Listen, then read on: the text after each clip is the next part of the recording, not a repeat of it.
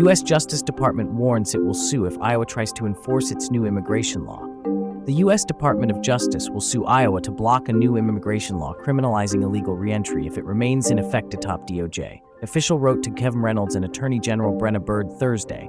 In a letter obtained by the Des Moines Register, Principal Deputy Assistant Attorney General Brian Boynton wrote that the department intends to bring a lawsuit to enforce the supremacy of federal law and to enjoin the new immigration law passed as Senate File 2340. The law, signed in April after passing the Republican-led legislature, allows Iowa officers to arrest undocumented immigrants who have previously been deported or barred from entering the country.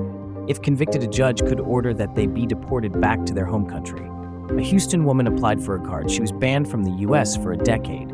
After crossing the border illegally as a teenager to rejoin her mother, she had lived undocumented in the U.S. for 15 years until she applied for a work permit through DACA in 2018. In Hoth, the program gives recipients temporary protection from deportation. It is not a permanent solution for immigrants who want to live in the U.S. long term.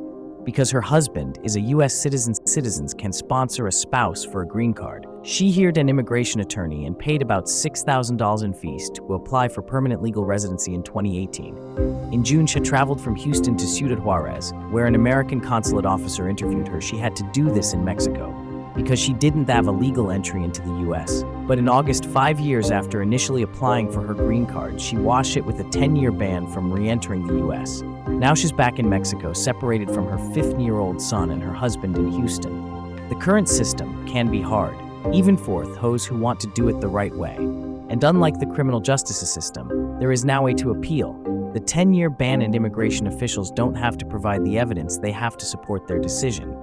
There were better options for Gonzalez, who as a DACA recipient could have applied for permission to travel to Mexico, then legally re-enter the U.S. That would have allowed her to stay in the U.S. She applied for her green card without having to go to Juarez.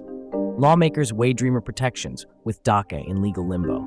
Lawmakers on the Senate Judiciary Committee are turning their focus to the status of undocumented young people, as the program that's protected more than 500,000 dreamers for nearly 12 years faces an uncertain future. New applications to the DACA program, which was established in 2012 via executive memorandum, have been frozen for the past 3 years after a federal district court judge in Texas found that it was unlawfully implemented. The program covered about 53,000 active recipients at the end of 2023, about 80% of them born in Mexico. According to the most recent data from the Department of Homeland Security, Durbin and Sen Lindsey Graham, the committee's ranking member last year, co-sponsored the DREAM Act, which would offer a pathway to permanent status for undocumented people who came to the U.S. as children. But legislation offering relief to immigrants has been ensnared in political fights over border security and enforcement.